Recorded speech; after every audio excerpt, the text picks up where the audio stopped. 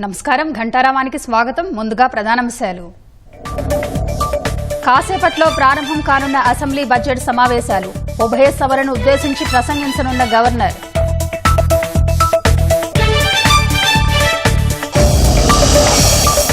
SLBC tunnel నిండా పేరుకుపోయిన బురద, నీరు. లోపల చిక్కుకున్న 8 మందిని రక్షించేందుకు తీవ్ర ప్రయత్నాలు.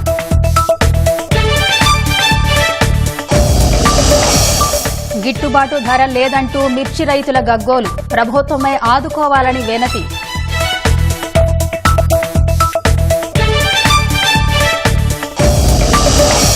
ఉక్కపోతతో వేసవి ప్రారంభంలోనే పెరిగిన విద్యుత్ డిమాండ్. కరెంటు కోతలు లేకుండా చేసేలా ఇంధన శాఖ ప్రణాళికలు.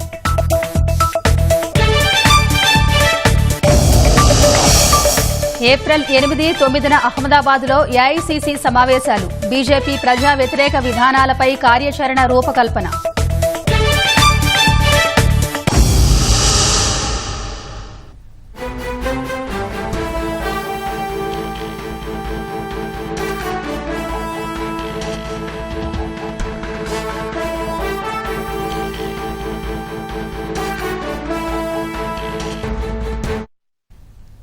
తాజా అంశాన్ని చూస్తున్నాం. కాసేపట్లో అసెంబ్లీ బడ్జెట్ సమావేశాలు ప్రారంభం కానున్నాయి. ఉభయ సభలను ఉద్దేశించి గవర్నర్ ప్రసంగించనున్నారు. ఇక మరింత సమాచారం మా ప్రతినిధి ధనుంజయ్ అడిగి తెలుసుకుందాం. ధనుంజయ్, చెప్పండి, అసెంబ్లీ బడ్జెట్ సమావేశాలపై వివరాలేంటి? కొద్దిసేపట్లోనే ఉదయం 10 గంటలకు సరిగ్గా ఉదయం 10 గంటలకి శాసనసభ బడ్జెట్ సమావేశాలు ప్రారంభమవుతాయి. గవర్నర్ అబ్దుల్ నజీర్ ప్రసంగంతో ఈ సమావేశాలు ప్రారంభమవుతాయి. దీనికి ఇంతకు ముందుగానే ఆయనకి స్వాగతం పలికేందుకు కూడా ముఖ్యమంత్రి చంద్రబాబు, అలాగే స్పీకర్, మండలి చైర్మన్ తో పాటు ఇతర ప్రముఖులందరూ కూడా ఆయనకి స్వాగతం పలికి నేరుగా అసెంబ్లీ భవనంలోకి తీసుకెళ్తారు. అక్కడ ఉభయ సభలను ఉద్దేశించి గవర్నర్ ప్రసంగిస్తారు. ప్రధానంగా రాష్ట్ర ప్రభుత్వం చేపట్టబోయేటువంటి అన్ని అంశాలకు కూడా గవర్నర్ ప్రసంగంలో ఉండబోతోంది. అయితే బడ్జెట్ 2025-26 ఆ వార్షిక బడ్జెట్ ని ఈ నెల 28వ తేదీన ఆర్థిక మంత్రి పయ్యావుల కేశవ్ కూడా ప్రవేశపెడతారు. అయితే ముందుగా పూర్తి స్థాయిలో కట్టుదిట్టమైనటువంటి భద్రతా ఏర్పాట్లు అయితే శాసన ప్రాంగణం పరిధిలో చేశారు. ఎవరు అనధికారిక గుర్తింపు లేని వ్యక్తులు ఎవరు కూడా లోపలికి చొరబడకుండా ఉంది వీలుగా పూర్తి స్థాయిలో బందోబస్తు ఏర్పాట్లు అయితే చేశారు. ఈసారి భద్రతా చర్యల రీత్యా సభ్యుల పిఏలు, వ్యక్తిగత కార్యదర్శులను కూడా లోపలికి అనుమతించినటువంటి పరిస్థితి నెలకొంది. పూర్తిగా కలర్ కోడ్ తోటి ప్రస్తుతం పాసులు జారీ చేసినటువంటి పరిస్థితి. మొత్తం అయితే కట్టుదిట్టమైనటువంటి భద్రతా ఏర్పాట్ల మధ్య గవర్నర్ ప్రసంగం అయితే కొనసాగుతుంది. ఉదయం 10 గంటలకి సరిగ్గా 10 గంటలకి ఆయన ఉభయ సభలను ఉద్దేశించి రాష్ట్ర ప్రభుత్వం చేసేటువంటి అన్ని అంశాలకు సంబంధించి, అలాగే చేపట్టబోయేటువంటి సంక్షేమ పథకాలు 2025-26 వార్షిక ప్రణాళికలో భాగంగా చేపట్టబోయేటువంటి అన్ని అంశాలని ఆయన ప్రస్తావిస్తారు. ఆయన సంక్షేమ అభివృద్ధి కార్యక్రమాలకు సంబంధించి ప్రస్తావించి తన బడ్జెట్ ప్రసంగాన్ని చేసే అవకాశం ఉంది. ధన్యవాదాలు ధనంజయ్.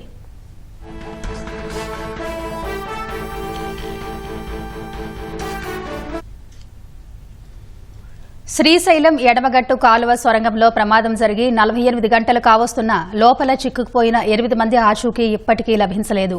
కేంద్ర, రాష్ట్ర ప్రభుత్వ రెస్క్యూ బృందాలు సర్వశక్తులు ఒడ్డుతున్నా ఫలితం లేకుండా పోతుంది. 8 మందిని సురక్షితంగా బయటకు తీసుకురావాలన్న లక్ష్యంతో అహర్నిశలు శ్రమిస్తున్నారు. టన్నెల్ వద్ద కొనసాగుతున్న సహాయక చర్యలపై మరిన్ని వివరాలు మా ప్రతినిధి స్వామికిరణ్ అందిస్తారు.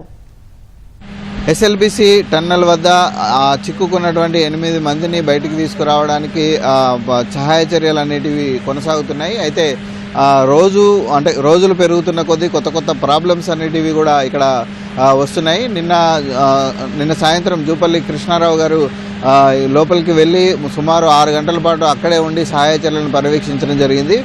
ఇవాళ అర్ధరాత్రి తర్వాత కూడా సహాయ చర్యలు కొనసాగాయి. అయితే ప్రస్తుతం కొత్త సమస్య ఇక్కడ ఏర్పడింది. ఎందుకంటే మొత్తం 14 కిలోమీటర్ల దూరంలో ఈ సొరంగ మార్గం ఉంది. ఈ 14 కిలోమీటర్ల మైలురాయి వద్ద ఈ ప్రమాదం జరిగింది. అయితే 14 కిలోమీటర్లు అంటే 12.5 కిలోమీటర్ల నుంచి సుమారు 2 కిలోమీటర్ల వరకు పూర్తిగా నీరు నిలిచి ఉంది. అయితే కామన్గా ఈ నీటిని డీవాటరింగ్ చేసేటువంటి సిస్టమ్ ఎలా ఉంటుందంటే పంపింగ్ స్టేషన్ అనేది ముందు అంటే 9 కిలోమీటర్స్ దగ్గర ఒక పంపింగ్ స్టేషన్, అలాగే 12.5 కిలోమీటర్స్ దగ్గర ఒక పంపింగ్ స్టేషన్ అనేది ఉంటుంది. ఈ 2 పంపింగ్ స్టేషన్ల మధ్య 900 మీటర్స్ ఎత్తు ఉన్నప్పుడు అంతకంటే ముందు అంటే ముందు ఉన్నటువంటి పంపింగ్ స్టేషన్ ద్వారా నీళ్లు ఎత్తిపోయొచ్చు.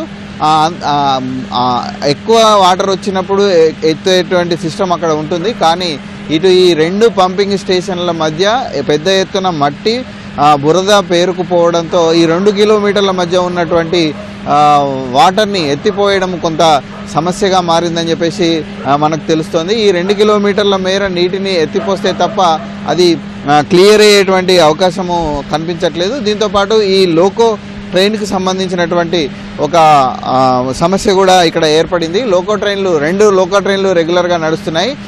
అయితే మొత్తం 14 కిలోమీటర్ల దూరంలో ఉన్నటువంటి ఈ ట్రాక్కు సంబంధించి మనకు 5.5 కిలోమీటర్స్ దగ్గర ఒక క్రాసింగ్, 11 కిలోమీటర్ల దగ్గర ఒక క్రాసింగ్, ఈ 2 క్రాసింగ్లు ఉన్నాయి. కానీ ఈ రెండు క్రాసింగ్లు మనం చూడొచ్చు. ఇప్పుడు మనకు లోకో సంబంధించి మనం 3 ట్రాకులు చూస్తున్నాము.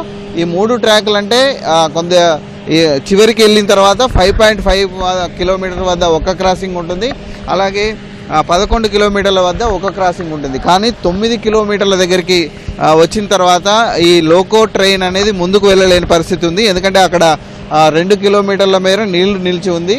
ఈ నీళ్ళలో రెగ్యులర్గా ఈ లోకో ట్రైన్ నడవడం వల్ల ఇబ్బందులు ఏర్పడుతున్నాయి. అది అక్కడ ముందుకు వెళ్ళలేని పరిస్థితి ఉంది. దీంతో ఆ లోకో ట్రైన్లు అనేటిది ఆ మార్గంలో ఎక్కడైతే వాటర్ స్టాగ్నేట్ అయిందో ఆ మార్గంలో నిలిపివేశారు. అంటే 14 కిలోమీటర్ల నుంచి ఇప్పుడు 9 కిలోమీటర్ల వరకు ఒక లోకో ట్రైన్, 9 కిలోమీటర్ల నుంచి బయటికి రావడానికి ఒక లోకో ట్రైన్, ఈ 2 ట్రైన్లు ఉన్నాయి. ఇవి కంటిన్యూగా అంటే నిరంతరం కొనసాగేటువంటి పరిస్థితి ఇప్పుడు లేదు. ఎందుకంటే 9 కిలోమీటర్ల వద్ద ఒక సమస్య ఏర్పడింది కాబట్టి ఇక్కడ నుంచి 9 కిలోమీటర్ల వరకు కొంతమంది లోపలికి వెళ్ళి అక్కడి నుంచి దిగి మళ్ళీ ఆ తర్వాత వైపు ఉన్నటువంటి లోకో ట్రైన్కి వెళ్ళి మళ్ళీ 14 కిలోమీటర్ల వరకు చేరుకోవాల్సి ఉంటుంది. ఇది సహాయ చర్యలకు చాలా ఇబ్బందికరంగా మారింది. ఎందుకంటే రెగ్యులర్గా వెళ్లాల్సిన వాళ్ళు చాలామంది వెళ్లాల్సిన వాళ్ళు ఉన్నారు. ఎలక్ట్రికల్ వాళ్ళు వెళ్తున్నారు, ఇంజనీరింగ్ విభాగం వాళ్ళు వెళ్తున్నారు, తర్వాత రెస్క్యూ టీమ్స్ వెళ్తున్నాయి. ఇవన్నీ రెగ్యులర్గా వెళ్ళాలంటే లోకో ట్రైన్లు అనేది రెగ్యులర్గా నడవాల్సినటువంటి అవసరం ఉంది. ప్రస్తుతానికైతే సహాయ చర్యలు అంటే ఎన్డీఆర్ఎఫ్, ఎస్డీఆర్ఎఫ్ వీళ్ళంతా కూడా సహాయ చర్యలు కొనసాగిస్తున్నారు. కానీ ఈ సహాయ చర్యలకు అక్కడ పేరుకుపోయినటువంటి బురద, తర్వాత 2 కిలోమీటర్ల నిలిచిపోయినటువంటి నీరు, దీంతోపాటు ప్రస్తుతం మరమ్మతులకు గురైనటువంటి లోకో ట్రైను, ఇవన్నీ కూడా సహాయ చర్యలకు కొంత ఆటంకంగా మారుతున్నాయి. అయితే ఈ లోకో ట్రైన్కి సంబంధించినటువంటి ఈ ఇబ్బందిని ఒక 2 గంటల్లో మ్యాక్సిమం పరిష్కరిస్తామని చెప్పేసి ఇక్కడ ఉన్నటువంటి ఏజెన్సీ నిర్వాహకులు చెప్తున్నారు. ఇక టీబీఎంకి సంబంధించి 14 కిలోమీటర్ల వద్ద ప్రమాదానికి గురైనటువంటి టీబీఎం మిషన్లోకి ఎన్డీఆర్ఎఫ్ బృందాలు ఎంటర్ అయ్యాయి. అంటే టీబీఎం మిషన్లో ఏంటి పరిస్థితి అనే విషయంలో అక్కడి వరకు ఎన్డీఆర్ఎఫ్ బృందాలు చేరుకున్నాయి. అందులో నిపుణులైన వాళ్ళు, ఆ బృందాల్లో నిపుణులైన వాళ్ళంతా కూడా అక్కడ పరిస్థితిని సమీక్షించడానికి లోపలికి వెళ్ళారు. వాళ్ళు బయటికి వస్తే టీబీఎం మిషన్ వద్ద మనం ఎలాంటి సహాయ చర్యలు చేపట్టాలని చెప్పేసి ఒక అంచనా వస్తుంది. నిన్న సుమారు 100 మీటర్ల మేర నిలిచిపోయినటువంటి బురద ప్రాంతాన్ని కూడా అధిగమించారు. తెప్పల్లాంటివి అంటే నదుల్లో థర్మాకోల్తో షీట్తో చేసినటువంటి ఒక తెప్పల్లాంటి వాటిని తీసుకెళ్లారు. వాటి ద్వారా ఆ 100 మీటర్స్ అబ్స్టాకిల్ని ఎన్డీఆర్ఎఫ్ బృందాలు అధిగమించి టీబీఎం మిషన్లోకి ఈరోజు ఎంటర్ కావడం జరిగింది. కాబట్టి ఆ టీబీఎం మిషన్లో ఎలాంటి సహాయ చర్యలు చేపట్టాలి, ఏం చేస్తే అందులో ఉన్న వాళ్ళని గుర్తించవచ్చు అనేది నిపుణులతో పర్యవేక్షిస్తున్నారు. ఇది అయిపోయిన తర్వాత మనకు ఫలితం ఉండేటువంటి అవకాశం ఉంది. ఈరోజు కూడా సహాయ చర్యలు ముమ్మరంగా కొనసాగుతాయి. కానీ అంటే వాళ్ళు ఎలా ఉన్నారు, వాళ్ళని ఎలా బయటికి తీసుకురావాలనే అంశం మీద మాత్రం నిపుణుల సహాయం తీసుకుంటున్నారు. ఎందుకంటే మట్టి పేరుకుపోయింది, మట్టి పెట్టెలు ఎప్పుడు మీద పడతాయో తెలియని పరిస్థితి. టీబీఎం మిషన్లో ఉన్నటువంటి మడ్డిని ఇవన్నీ క్లియర్ చేస్తే మళ్ళీ కుప్పకూలేటువంటి అవకాశం ఏమైనా ఉందా, ఇవన్నీ పరిశీలించి నిర్ణయం తీసుకోవాల్సినటువంటి పరిస్థితి ఉంది. ఈరోజు మొత్తం సహాయ చర్యలు కొనసాగుతాయి. మంత్రి కోమటిరెడ్డి వెంకటరెడ్డి కూడా ఇక్కడికి రానున్నట్లుగా ఆయన నిన్ననే చెప్పడం జరిగింది. ఆయన వచ్చి ఇక్కడ సహాయ చర్యలను పర్యవేక్షించనున్నారు. ఇది ఎస్ఎల్బీసీ సొరంగ మార్గం వద్ద ఉన్నటువంటి తాజా పరిస్థితి. Vote studio. పల్నాడు జిల్లా నగరికల్లులో ఫ్యాన్సీ స్టోర్లో అగ్ని ప్రమాదం జరిగింది. జోలకంటి సతీష్ కి 2 అంతస్తుల భవనం ఉంది. అందులో కింద అంతస్తులో ఫ్యాన్సీ స్టోర్ నిర్వహిస్తూ ఉండగా పైనున్న ఫ్లోర్లో కుటుంబంతో కలిసి నివాసం ఉంటున్నారు. సతీష్ బంధువులు అనారోగ్యంతో సత్తెనపల్లి ఆసుపత్రిలో చేరడంతో ఆదివారం సాయంత్రం భార్యతో కలిసి వారిని పరామర్శించడానికి వెళ్లారు. ఇంట్లో అతని కుమారుడు మాత్రమే ఉన్నాడు. ఇవాళ తెల్లవారుజామున 3:30 గంటలకు అకస్మాత్తుగా ఫ్యాన్సీ దుకాణంలో మంటలు చెలరేగి వస్తువులు కాలి బూడిదయ్యాయి. మంటలను గమనించిన ఇరుగు పొరుగు వారు పోలీసులకు సమాచారం ఇచ్చారు. అగ్నిమాపక సిబ్బందితో కలిసి పోలీసులు అక్కడికి చేరుకుని మంటలను అదుపు చేశారు. అగ్ని ప్రమాదానికి గల కారణాలు తెలియరాలేదు. కాకినాడ జిల్లా తుని పురపాలక సంఘ ఉపాధ్యక్ష ఎన్నిక రోజుకో మలుపు తిరుగుతోంది. కూటమి, వైసీపీ నేతలు ఈ ఎన్నికను ప్రతిష్టాత్మకంగా తీసుకున్నారు. శాంతి భద్రతల సమస్య, కోరం లేకపోవడం వంటి కారణాలతో ఇప్పటికే 4 దఫాలు వాయిదా పడింది. త్వరలో మరోసారి షెడ్యూల్ విడుదల కానుంది. దీంతో అందరూ పార్టీకి విధేయులమనే సంకేతాలు పంపాలని వైసీపీ ముఖ్య నాయకులు భావిస్తున్నట్టు తెలుస్తోంది. పరువు కాపాడుకోవడానికి తామే ముందస్తుగా మూకుమ్మడి రాజీనామాస్త్రం ప్రయోగించాలనే దిశగా పావులు కదుపుతున్నారు. మాజీ మంత్రి, కాకినాడ జిల్లా వైసీపీ అధ్యక్షుడు దాడిశెట్టి రాజాతో ముఖ్య కౌన్సిలర్లు కొందరు చర్చించారు. ప్రస్తుతం ఉన్న 28 మంది కౌన్సిలర్లలో ఇప్పటికే 10 మంది వైసీపీని వీడి టీడీపీ గూటికి చేరారు. ఒకరు తటస్థంగా ఉన్నారు. మిగిలిన 17 మందిలో 8 మంది టీడీపీలో చేరేందుకు సిద్దంగా ఉన్నట్టు తెలుస్తోంది. ఈ నేపథ్యంలో చైర్పర్సన్ ఏలూరి సుధారాణి నివాసంలో రహస్య సమావేశం నిర్వహించగా 14 మంది మాత్రమే హాజరైనట్టు తెలుస్తోంది. తమ నిర్ణయాలు వెల్లడించడానికి ఇవాళ చైర్పర్సన్ మీడియా సమావేశం నిర్వహించనున్నారు. ఆమె చైర్పర్సన్ పదవికి రాజీనామా చేస్తారనే ప్రచారం సాగుతోంది. వేసవిలో విద్యుత్ కోతలు లేకుండా చూసేందుకు ఇంధన శాఖ ప్రణాళిక సిద్దం చేసింది. రాష్ట్రంలో ఫిబ్రవరి 3వ వారానికే విద్యుత్ డిమాండ్ 242.35 మిలియన్ యూనిట్లకు చేరింది. వేసవి ఆరంభంలోనే డిమాండ్ సర్దుబాటు కోసం నిత్యం 10 MUల విద్యుత్తును మార్కెట్లో డిస్కంలు కొనాల్సి వస్తోంది. గత ఏడాది ఇదే కాలంతో పోలిస్తే వినియోగం సుమారు 9 MUలు పెరిగింది. గ్రిడ్ గరిష్ట డిమాండ్ ఫిబ్రవరిలో 12,652 మెగావాట్లు ఉంటుందని అధికారులు అంచనా వేస్తే ఈ నెల 17న 12,726 మెగావాట్లుగా నమోదైంది. వచ్చే 3 నెలల్లో గరిష్ట విద్యుత్ డిమాండ్ 259 MUలకు చేరే అవకాశం ఉందని ఇంధన శాఖ అంచనా వేస్తుంది. ఫిబ్రవరి కంటే వినియోగం సుమారు 4% అదనంగా ఉంటుంది. ప్రస్తుతం ఉన్న ఒప్పందాల ప్రకారం 230 MUల వరకు ఎలాంటి ఇబ్బంది లేకుండా సరఫరా చేసే అవకాశం ఉంది. అదనంగా పెరిగే 30 MUలను వివిధ మార్గాల్లో సమకూర్చుకుంటున్నారు. స్వల్పకాలిక ఒప్పందాల కింద 400 మెగావాట్ల కొనుగోలుకు ప్రభుత్వం అనుమతించింది. హిందూజా థర్మల్ విద్యుత్ కేంద్రంలో 2వ యూనిట్ను ఉత్పత్తిలోకి తెచ్చేందుకు వీలుగా కోల్ ఇండియా నుంచి బొగ్గు సరఫరా కోసం ఒప్పందాన్ని సంస్థ కుదుర్చుకుంది. దీంతో మరో 500 మెగావాట్ల థర్మల్ విద్యుత్ అందుబాటులోకి వచ్చే అవకాశం ఉంది. స్వాపింగ్ ద్వారా హర్యానా, పంజాబ్ల నుంచి 300 మెగావాట్ల విద్యుత్తును తీసుకునేందుకు ఒప్పందం చేసుకుంటున్నారు. డిస్కంలు సెంబ్ కార్పుతో 625 మెగావాట్ల విద్యుత్ ఒప్పందాన్ని కుదుర్చుకున్నాయి. ఏప్రిల్ నుంచి ఈ కరెంట్ అందుబాటులోకి రానుంది. కృష్ణా, గుంటూరు జిల్లా పట్టభద్రుల ఎమ్మెల్సీ ఎన్నిక కోసం కూటమి నేతలు విస్తృతంగా ప్రచారం చేస్తున్నారు. గుంటూరులోని ఏపీటీఎఫ్ జిల్లా కార్యాలయంలో జరిగిన ఉపాధ్యాయుల విస్తృత స్థాయి సమావేశంలో పాల్గొన్న ఎమ్మెల్సీ అభ్యర్థి ఆలపాటి రాజా తనను గెలిపిస్తే ఉపాధ్యాయుల సమస్యల పరిష్కారానికి కృషి చేస్తానని హామీ ఇచ్చారు. కృష్ణా జిల్లా పెనమలూరులో నిర్వహించిన ఎమ్మెల్సీ ఎన్నికల సమావేశంలో పాల్గొన్న మంత్రి కొల్లు రవీంద్ర అభివృద్ది, సంక్షేమానికి సమ ప్రాధాన్యమిస్తున్నట్టు కూటమి అభ్యర్థి ఆలపాటి రాజాను గెలిపించాలని కోరారు. రిపబ్లికన్ పార్టీ ఆఫ్ ఇండియా అతవా జాతీయ కార్యదర్శి పిరం శివనాగేశ్వరరావు ఆలపాటి రాజాకు మద్దతు తెలిపారు. ప్రభుత్వం యొక్క సంకల్పం సమస్యల్ని సరళీకృతం చేయటం, సమస్యల పట్ల అవగాహన చేసుకోవటం, సమస్యలు అసలు ఎందుకు ఉద్భవించినాయని చెప్పి ఆలోచించటం, తద్వారా సమస్యల్ని మీరు మేము కలిసి సంఘం వేరు, ప్రభుత్వం వేరు, పాలన వేరు అనే భావం లేకుండా మీ అందరికీ న్యాయం జరిగేలాగా ఈనాటి ప్రభుత్వం కట్టుబడి ఉంది అని చెప్పి నేను చాలా స్పష్టంగా మీకు హామీ ఇస్తా ఉన్నా. మనకు ఉన్నటువంటి 4 జిల్లాల్లో కూడా మనం కృష్ణా జిల్లా ఎక్కువ మెజార్టీ వచ్చిందనే విధంగా మనం వర్క్ చేయాల్సినటువంటి అవసరం ఉంది. వాళ్ళు అన్ని అసోసియేషన్స్ మనకు సపోర్ట్ చేస్తాయి. టీచర్స్ అసోసియేషన్ లో మిగతా అసోసియేషన్స్ అన్ని కూడా మనకు సపోర్ట్ చేస్తాయి. అలాగే కార్మిక సంఘాలు మనకు సపోర్ట్ చేస్తాయి. కాబట్టి ఇది మనకి చాలా అత్యధిక ఓట్ల మెజార్టీ చూపించాల్సినటువంటి అవకాశం ఉన్నటువంటి 2024 ఎలక్షన్స్ లో మన జిల్లాలో వచ్చినటువంటి మెజార్టీలు గతంలో నవ్వుతున్న భవిష్యత్ అన్నట్టుగా అంత మెజార్టీని ఇచ్చారు. కాబట్టి అదే దీన్ని మనం నిలబెట్టాల్సినటువంటి అవసరం ఉంది. ఉమ్మడి కృష్ణా గుంటూరు జిల్లాల అభివృద్ది కోసం నిరంతరం పనిచేస్తానని పీడీఎఫ్ ఎమ్మెల్సీ అభ్యర్థి కేఎస్ లక్ష్మణరావు తెలిపారు. గుంటూరులో ఎమ్మెల్సీ ఎన్నికల అవగాహన కార్యక్రమంలో ఆయన పాల్గొన్నారు. మాజీ ఎమ్మెల్సీ బొడ్డు నాగేశ్వరరావు, జన చైతన్య వేదిక అధ్యక్షుడు వల్లంరెడ్డి లక్ష్మణరెడ్డి కార్యక్రమానికి హాజరయ్యారు. విద్యార్థులు, ఉద్యోగులు, పెన్షనర్ల సమస్యల పరిష్కారానికి పోరాడతానని లక్ష్మణరావు హామీ ఇచ్చారు. పూడిశాల ప్రాజెక్టుకు సంబంధించి గాని, గుంటూరు ఛానల్ విస్తరణకు సంబంధించి గాని, ఎన్టీఆర్ జిల్లాలో ఏకొండూరు మండలంలో ఉన్న కిడ్నీ బాధితుల గురించి గాని, గంపలగూడెం మండలంలో ఉన్నటువంటి కట్లేరు వాగు మీద బ్రిడ్జి గాని, ఇవన్నీ ఇప్పటికే నేను మాట్లాడటం జరిగింది. భవిష్యత్తులో కూడా ఈ అన్ని అంశాల మీద శాసన మండలిలో గాని, ప్రభుత్వం దృష్టికి గాని, జిల్లా అభివృద్ధి సమీక్షా సమావేశాల్లో గాని ప్రస్తావిస్తానని చెప్పి తెలియజేస్తున్నా. ఉద్యోగులు, ఉపాధ్యాయులు, పెన్షనర్లు చాలా ఇబ్బందులు పడతా ఉన్నారు. గత ప్రభుత్వం 11వ వేతన సంఘం సిఫార్సుల్ని అమలు చేయలేదు. ఈరోజు 12వ వేతన సంఘాన్ని నియమించాలి. 12వ వేతన సంఘం నియమించే విధంగా పెన్షనర్లకి అడిషనల్ క్వాంటమ్ ఇవ్వాలి. అది ఇచ్చే విధంగా ప్రయత్నం చేస్తానని ఈ సందర్భంగా తెలియజేస్తాను. మూలిగే నక్కపై తాటిపండు పడిన చందాన పెట్టుబడులు పెరిగిపోయి దిగుబడి లేక ఇబ్బందులు పడుతున్న మిర్చి రైతులకు మార్కెట్లో గిట్టుబాటు ధర లేకపోవడం శరాఘాతంగా మారింది. ఏలూరు జిల్లాలో ప్రస్తుతం మిర్చి కోతలు ముమ్మరంగా సాగుతూ ఉండగా 6 కాలం కష్టపడి పంట పండించిన రైతులు గిట్టుబాటు ధర కోసం దీనంగా ఎదురు చూస్తున్నారు. ప్రభుత్వమే ఆదుకోవాలని వేడుకుంటున్నారు.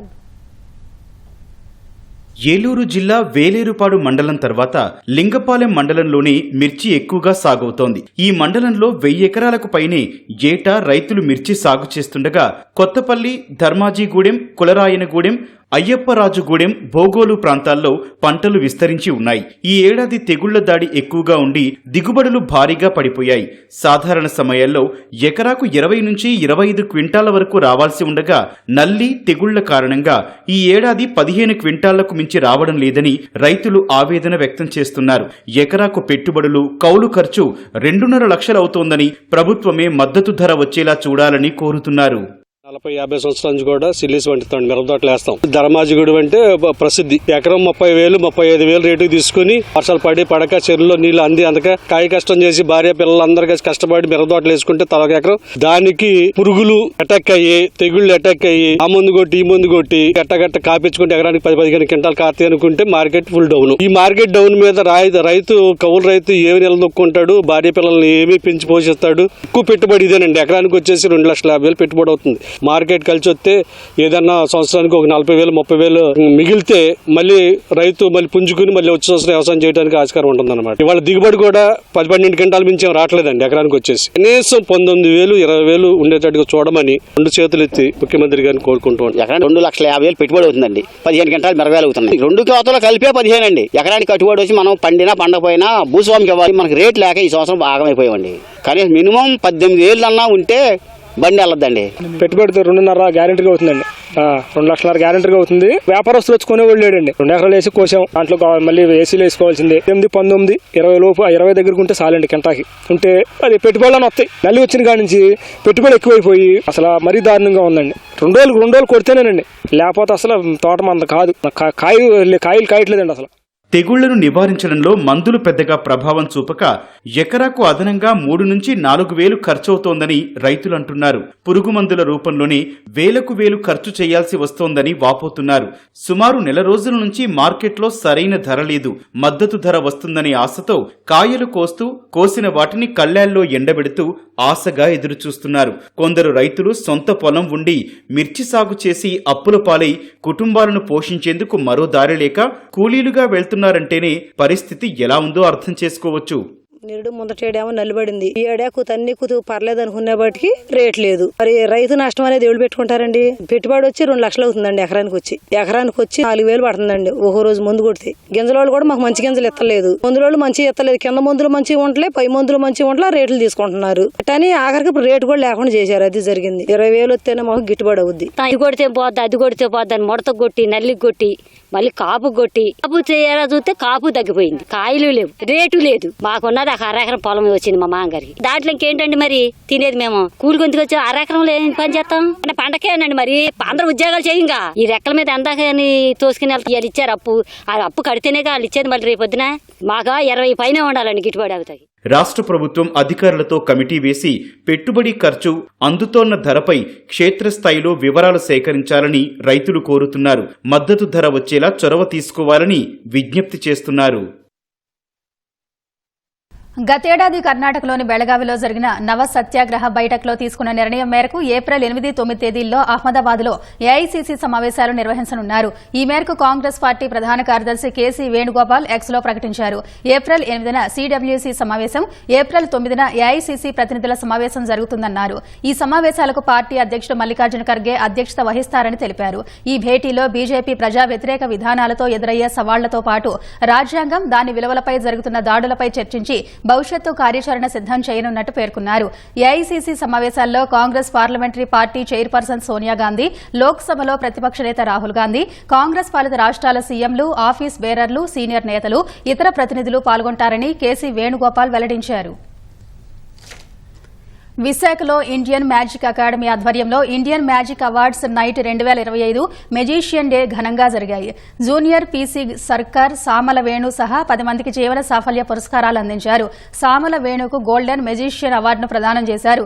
విశాఖకు చెందిన బిఎస్ రెడ్డి గత 10 ఏళ్లుగా ఇండియన్ మ్యాజిక్ అకాడమీ తరఫున ఈ వేడుక నిర్వహిస్తున్నారు. ప్రపంచ వ్యాప్తంగా ఉన్న ఇంద్రజాలికులను ఒకే వేదికపై తెచ్చి వారికి సత్కరిస్తున్నారు. మ్యాజిక్ పండుగ అందరికీ, అన్ని మ్యూజిషియన్స్కి డే ఉంది, సింగర్స్కి ఉంది, అలానే ఒక మెజిషియన్స్కి కూడా ఒక ప్రత్యేకమైన డే ఉందని చెప్పి ఆ డేని ఈరోజు మెజిషియన్లు అందరూ ఇక్కడ సెలబ్రేట్ చేసుకోవడం, మరి ఈ మ్యాజిక్ కల్ని విస్తృతంగా, అంటే ఈ రోజుకి ఈ టెక్నాలజీ డెవలప్ అవుతున్న రోజుల్లో కూడా ఇంకా మాయలు ఉన్నాయి, మంత్రాలు ఉన్నాయి, ఇంకా చేతబడులు ఉన్నాయి, ఇంకా ఏదో బ్లాక్ మ్యాజిక్ జరుగుతుందనే అపోహలో హైలీ ఎడ్యుకేటెడ్ కూడా నమ్మే పరిస్థితి ఉంది. మరి మా మ్యాజిక్ కళ ద్వారా మేము ప్రజలకు తెలియజేసేది కనుక మేము స్టేజ్ మీద చేసే అద్భుతాలన్నీ కూడా కేవలం బ్యాక్గ్రౌండ్లోని బిహైండ్ ద స్క్రీన్ ఎంతో ప్రాక్టీస్ చేసి టెక్నాలజీ ట్రిక్స్తోని ప్రాక్టీస్తో చేసే విషయాలే కానీ ఇందులో ఎటువంటి మాయలు మంత్రాలు లేవు. కాబట్టి ప్రజలందరికీ ఈ మ్యాజిక్ని వినోదంతో పాటు విజ్ఞానాన్ని కలిగజేసే విధంగా ఈ మ్యాజిక్ కల్ని ప్రజలందరికీ మరింత చేరువయ్యే విధంగా ఈ మ్యాజిక్ ఫెస్టివల్స్ని విశాఖపట్నంలో ప్రతి ఏడాది కూడా ఈ ఫిబ్రవరి 23న నిర్వహించడం జరుగుతుంది.